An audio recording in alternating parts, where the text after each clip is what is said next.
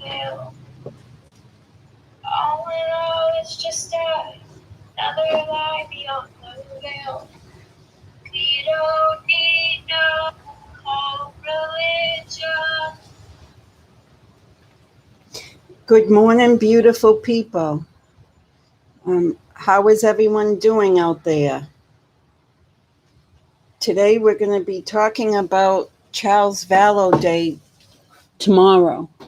Charles Vallow Day is, in my opinion, a day that we got to celebrate someone who lost his life heinously from some mobsters. Yeah, we call them cult because that's a ugly word to put on religious people gone bad. But really, what are they inside? What makes up them? They're mobsters. They're gangsters. They're no different than if you go down to the city streets and the back alleys at night and you find gangs, whether those are violent gangs, whether they're drug-related gangs, whether they're just gangs because there's nothing else to do gangs. They are gangs, just like Lori and Chad and Melanie Pulowski and whoever else was involved with setting up all of these murders. This was gang-related murders. This was mob-related murders. There's no other way to describe it. No other way whatsoever. It's a sad commentary that in this world, in this day and age, we have to be fighting religion. We're not fighting the importation of serious drugs that will destroy our young people's minds. We are in this case fighting a religion that has gone wrong. It could be a politician's office that has gone wrong.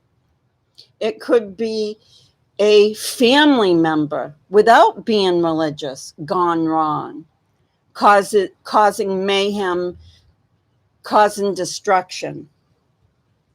So today we're going to be talking about how to celebrate Charles Vallow's life. Now, of course, the majority of us on YouTube or other forums that this crosses between never met Charles Vallow. Do we wish we had? Of course we do. Do we wish we had met JJ and Tylee? Of course we have. Do we wish we had Tammy Daybell as our librarian? Of course we wish we had her as our teacher, our librarian. Do we wish that her kids were not in the same household as Chad Daybell?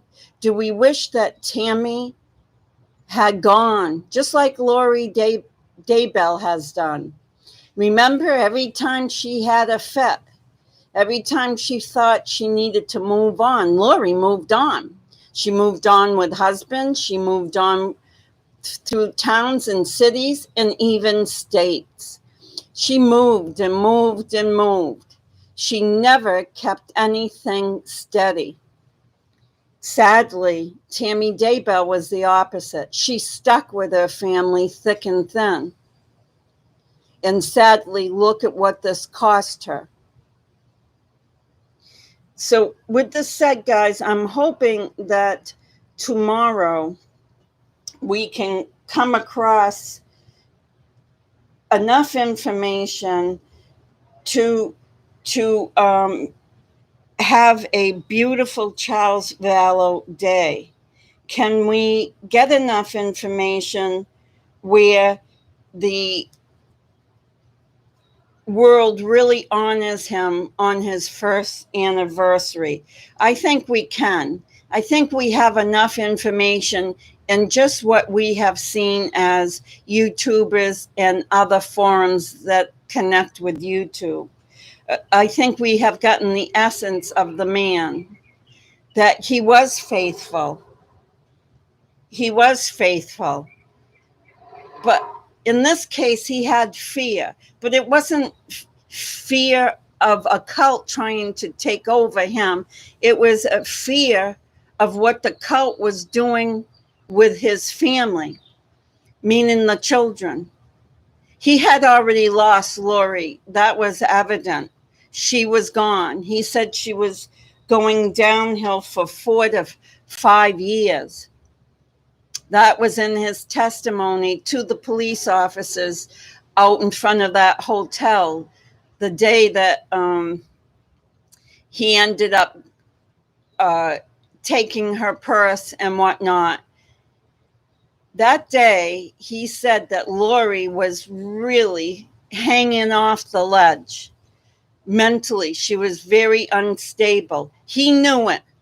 Now, that was the same day that she went into Community Bridges to get a intake to see if the Community Bridges could take her in, meaning give her a prescription, because that's basically what it is. You get a major prescription to go into a facility to be evaluated for a 72-hour long session.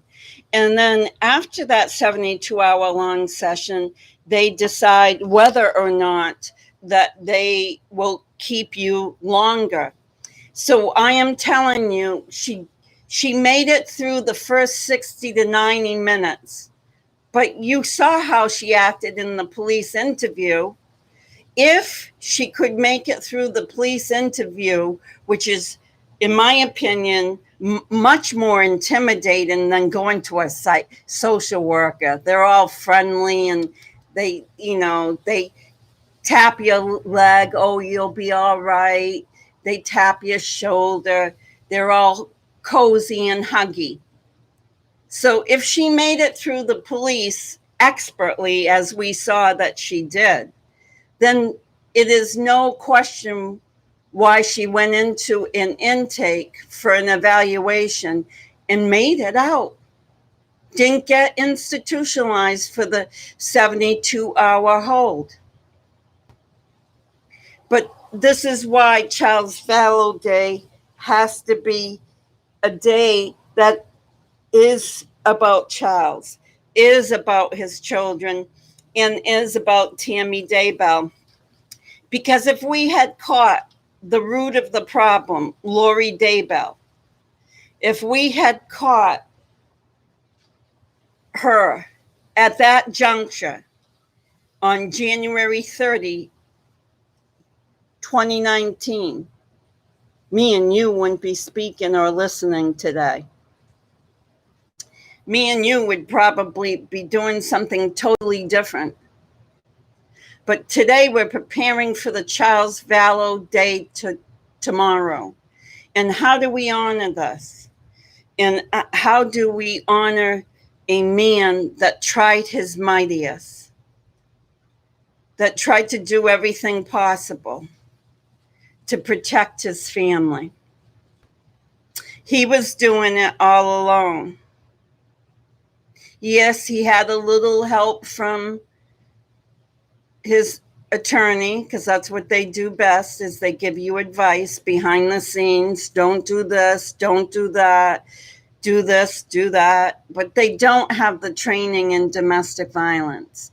They do get some training when they go for their credits that they need. Usually it's quarterly, sometimes it's semi-annually. They go to some type of training, and yes, they get domestic violence, but they don't get enough.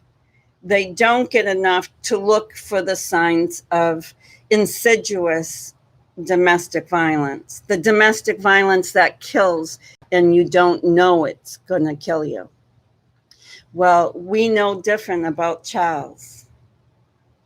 He knew his possible fate.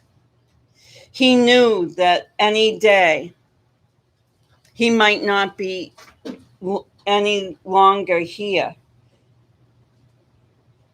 He knew that there was no way him himself could protect his children without other people chipping in. And he was trying to get them to chip in. He went to the police. He wanted them to chip in. He did the evaluation at mental health for Lori. He wanted them to chip in. He wanted, obviously, his own lawyer.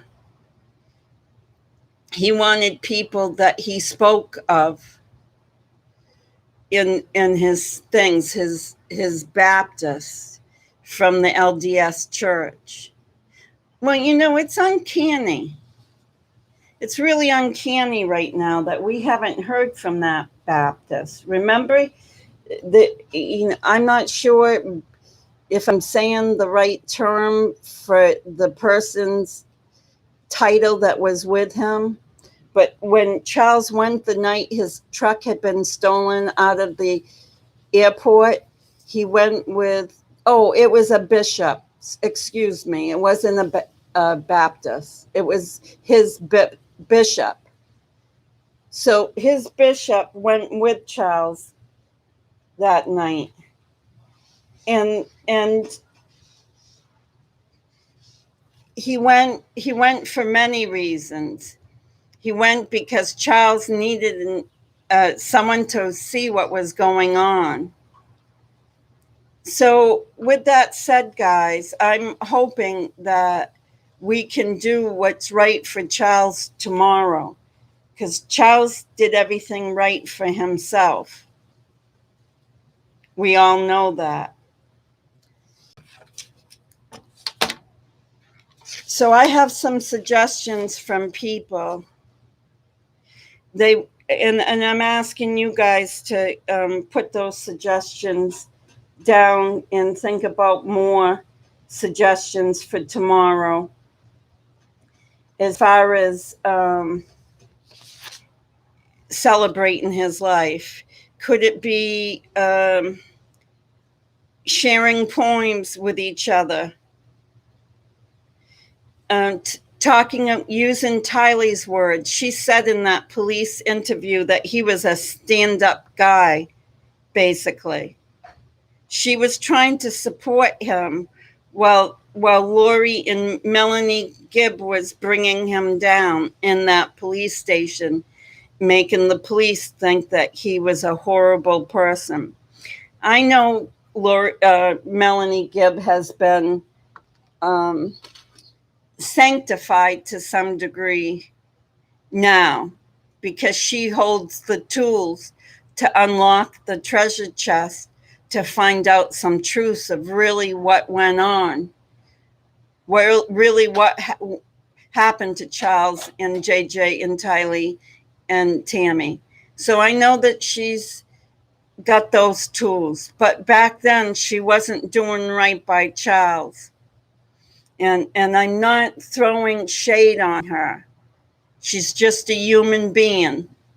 And as you can see, she's a human being missing a few beans in her head. And why is she missing them? Because she was part of the cult. Whether she admits it or not, she was part of preparing a people, which I have found that they have changed their name now, and they're trying to reform their identity by changing their organizational name and their organizational makeup. But nevertheless, she was part of them, and we see it. We see how she has the cult eyes. I call it the 1,000-mile stare. I call it the stare that tells you you're not all there. That you're not all where you should be. So she should have been honest. And like all girlfriends, she wasn't. She was protecting Lori's affair. She knew Lori was having the affair. Lori was accusing Charles of having the affair in that police interview. Not true. We know that by the attorney. Charles's attorney told us that Charles was ready to take a lie detector to get that out of Lori's head, but we know that that was all baloney, because that's what liars do. If they are lying, they take the bad act and they put it on the other people. That is lying 101. It's dangerous lying, but it is lying 101 when they reverse the perpetrator of the lying to the victim. And you've all felt it. You've all known when that happens in your life. Well, that's what Melanie was doing. She was protecting Lori in that police interview. And by protecting Lori, she made Charles out to be not that great of a guy. She might have been scared of him. And if you listen to that video over and over, you will pick up comments from Melanie Gibb, slightly putting Charles down, slightly building up Lori, slightly building up Lori's lies. And the problem is we know that Melanie Gibb knew those were lies. Melanie Gibb knew that Lori was the one having the affair. Maybe she didn't know that Charles wasn't having an affair, but she definitely knew that it was Lori having the affair. So it is my opinion, if you're ethical and if you wonder why your friend is lying, you keep your mouth shut. That's the grown-up way of dealing. But she isn't grown up, as you well see. She is going to do her best, and I am sure she's going to do her best to look pure and to look righteous.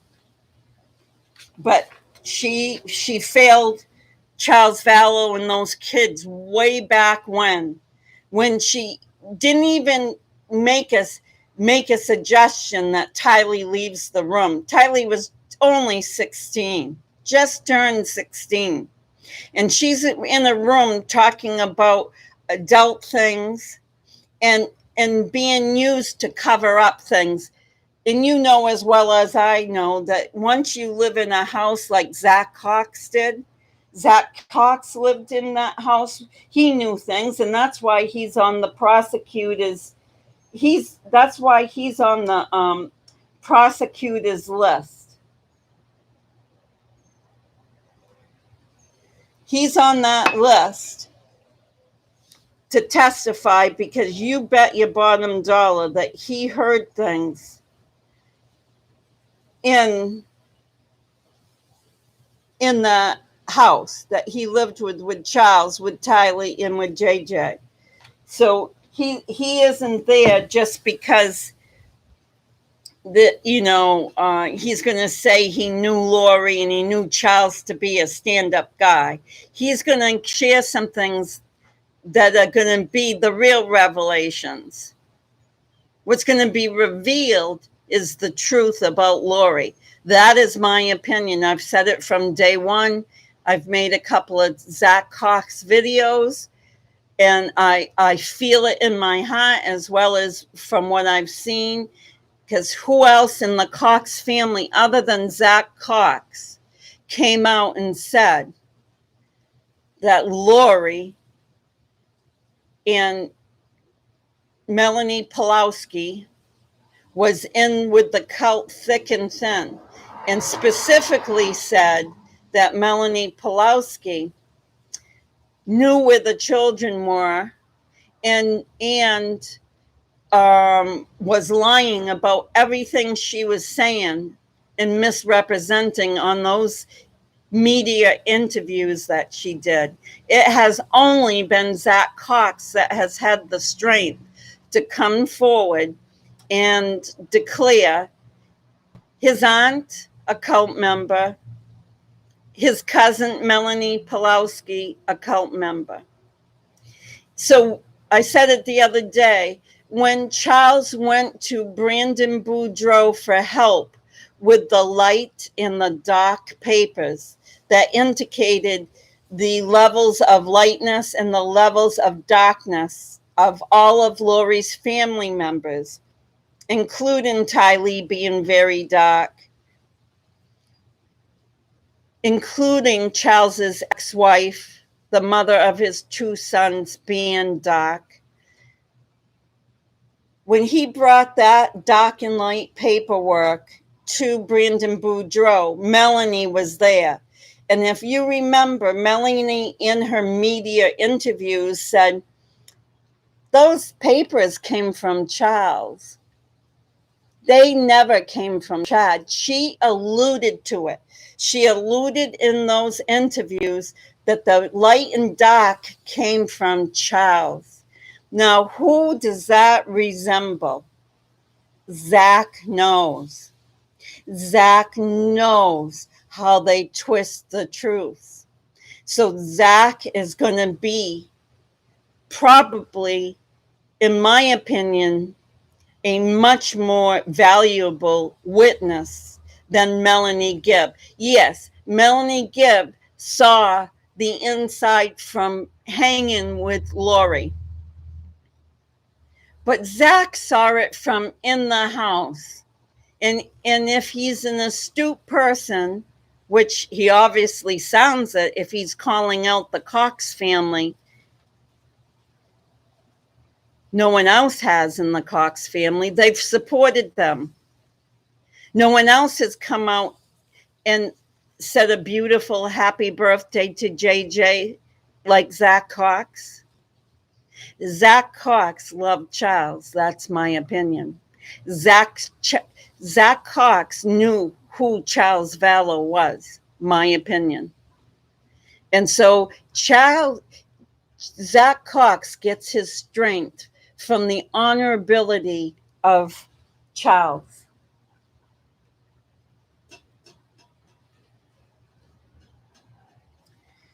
So tomorrow, it's going to be sharing, talking about him, talking about the facts that he was right, talking about the system failing him and what we can do. I will share with you, I've contacted the police department in Gilbert, Arizona. I've heard nothing back from them. I have contacted the mayor's office. I did hear back from Mayor Daniels, however they say it. Jen Daniels said to me that because the Charles Vallow murder is still under deep investigation, that we or the police or her office can't do anything quite yet to commemorate Charles Vallow tomorrow because of the investigation. And I understood that, and I think we all understood that from moment one when we started talking about the Charles Vallow Day, that we could not commemorate someone, that an investigation was still going on, and have the investigators be part of the celebration of Charles's life. That makes total sense. Until they come out with the final disposition of his death, which we know is murder. But they got to do their job, and they got to, dot all their I's and cross all their T's and get it right. And then they can commemorate Charles Vallow along with us. But as far as tomorrow, the greater Phoenix area, the Gilbert area cannot do that along with us. And again, that's understandable. Next year, I'm hoping by the second year of Charles's death, the second anniversary, that the Gilbert, Arizona, greater Phoenix, Arizona area can come into celebration. And by then, we've made strides to make some laws in the sake of Charles Vallow's urgent need to get help. We need to take his urgent need to get help and carry it forward. Take his spirit and pay it forward so that the next person that is a Charles Vallow, his family doesn't end up like Charles's. So, anyways, tomorrow will be that day. And I'm going to see, again, I can't see chat. I'm awfully sorry, guys. I don't know what's going on with my devices where it doesn't allow me to see chat, if there is any chat. I'm not sure why that happens. I'm going to try one other source. So, guys, think of poems, write a little story. Maybe you want to express someone that you knew that had a similar case as Charles did. Maybe you want to talk about that and say how that person needed the help. We know women aren't getting the help they need either in today's society. This isn't saying that women have enough help. This is saying that everybody needs help. You know, that everybody, male or female, needs help. But we are going to say, and I'm sorry that other people might think that men have enough help or the same type of help equal to women. That's untrue. That I'm going to fight until I expire. Been a fighter about male rights for a long time because I've seen it up close. I've seen males being thrown to the wolves. I've seen children of males that should have had the rights to their children being given to women who are drug addicts or have drug addict parties and these men don't have any of those bad vices. So I have been upfront. I have gone from neighborhood to neighborhood researching about couples. I have actually knocked on doors and said, did you know so and so? Can you tell me what you saw in your neighborhood regarding these two individuals, these two parents? And I have heard neighbors say that the mother lived a sordid life. I have heard that the mother put the children at risk, but the mother got full custody of the children because the women groups came in and told the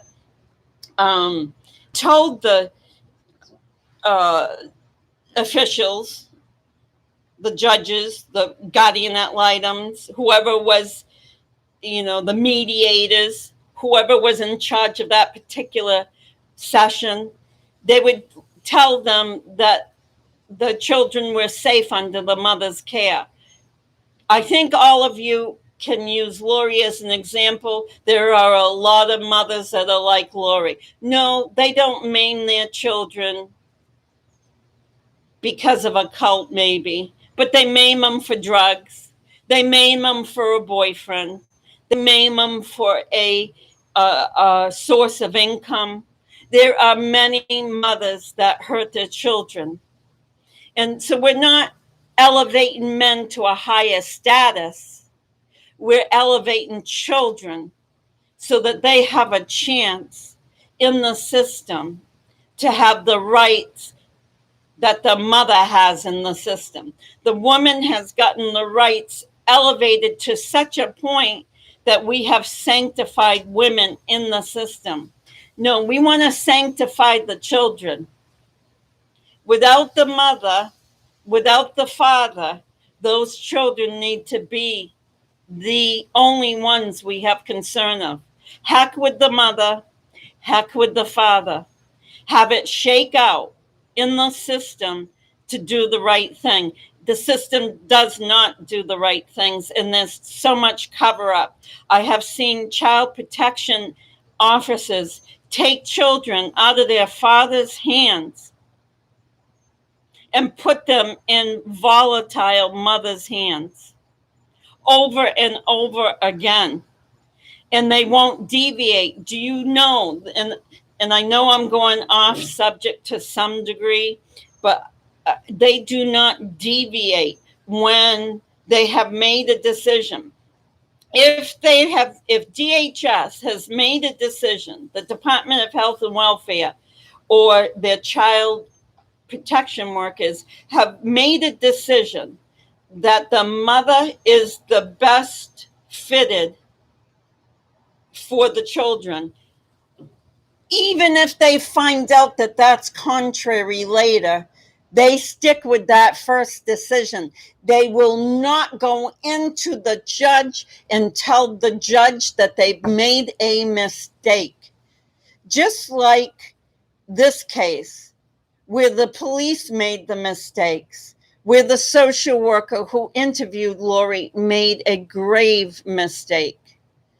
We could have had a different future for all of them if they had done their jobs thoroughly. And that's when they start interjecting personal, like when you start taking a client and becoming personal with them instead of only looking at collaboration of witnesses, their thoughts, their ideas, not taking the husband's side because he looks good and the wife looks like she's a heroin user, or vice versa, but doing it for the children. But when DHS makes that decision from the onset, they do not deviate from it. They will go down. And they can't go down because they're behind that. You can't sue DHS. But it doesn't matter. By the time they've done their destruction, there's children maimed or killed. So this is what we're talking about. Charles Vallow stands for a lot more than just being a male that had a wacky wife and he tried to save his family. He stands for the broken system that needs to go on and continue on for the sake of other men that are living today, that may be trying to keep their children safe. This comes down to it's about the children. Put all that women's lib stuff, which I was one. I was out there with picket signs. I was out there voting for everything for women's rights. I thought they were needed, and they still needed. But put all that garbage that we've been have injected into our brains for decades now. That's all history. It's not World War II anymore in the women's world here in the United States. Now, if we're talking about a different country, I'm nothing I'm saying could be valid. But we're talking about here in the United States of America. We need to get so DHS, social workers, and alike favor the children only.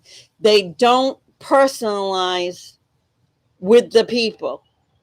I've seen where an army person, a guy that has a blunt personality, lost custody of his children, who lives a beautiful, clean life. Clean. 100% clean. And giving them to the mother who lives an erratic, hangs with druggies, hangs with the worst people in the world. Those children went to the mother. This has to stop. Charles should have had JJ at least. I know that Tylee wasn't biological, and I don't believe he adopted Tylee because Tylee, for the most part, had her own biological father, so that wouldn't make any sense. Why would Charles adopt Tylee if her biological father was living? But as you well know, within a year of Charles's death, prior to that, Joe Ryan was killed as well, or died, whatever it might come out in his death.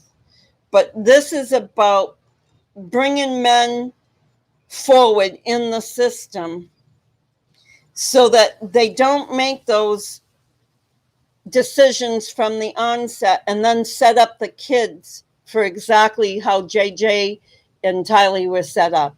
They were set up for a mobster, a gangster, their mother. No, she didn't do drugs, she didn't drink, but she delved into very dark stuff. Very dark stuff. CPS should have been called in. I'm wondering if that will come up in trial. And if CPS was called in, shame on you, CPS, again, for not going with the children's safety, for not knocking on the doors, for not I know that would be hard to find neighbors that knew Lori because she moved so much throughout the kids' childhood. That's what Colby advised us of. He said his childhood was completely erratic, that he didn't have any sense of stability until Charles entered the picture. So with that said, guys, I'm going to cut this off. I'm sorry, can't find chat as usual. I hope there's not mean people in chat like there was the other day. Please don't come to my channel and say mean things about other people in this channel. Everyone has the right to their decisions. Everyone has the rights, just like this is all my opinion. If you want to bash anyone, bash me. Don't bash my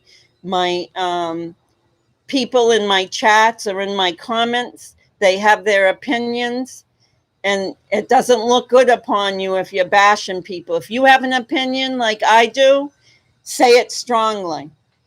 Say it firmly, but don't tear someone else down in the meantime. Now, you can subscribe, you can share out this video. I want this to stay that Charles Vallow was a good man doing the right thing for children. For children. He was trying to save his children's life. He would have done anything if he had the right supports in the right directions. With that said, guys, watch out for the ugly. You know it's there. There's no way you can't tell me that the ugly doesn't exist. Keep your faith over fear. And if you know of a fearful family like Charles Vallow was, it is upon you. Take Charles's story and reach out to get that family help. Please, don't stay idle. That's how these things happen. Too many people stayed idle when Lori was performing her destruction. You notice how I haven't added Chad in much, and I'm going to tell you why. I haven't added Chad in because Lori had responsibilities to her own children, first and foremost. She didn't do anything for them. So Chad's secondary when it comes to her children. So with that said, have a good day, guys. Watch out for the ugly.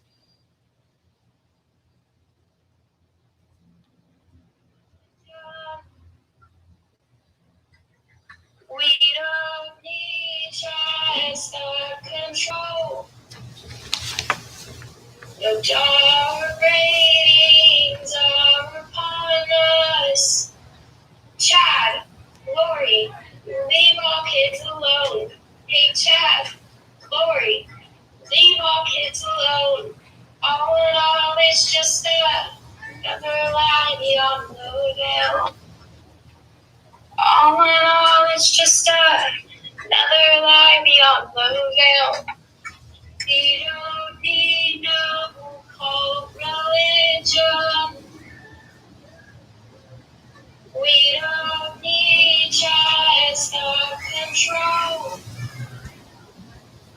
No dark ratings are upon us.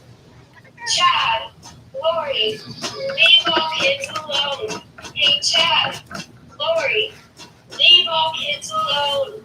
All in all, it's just another lie beyond the veil. All in all, it's just another lie beyond the veil. We don't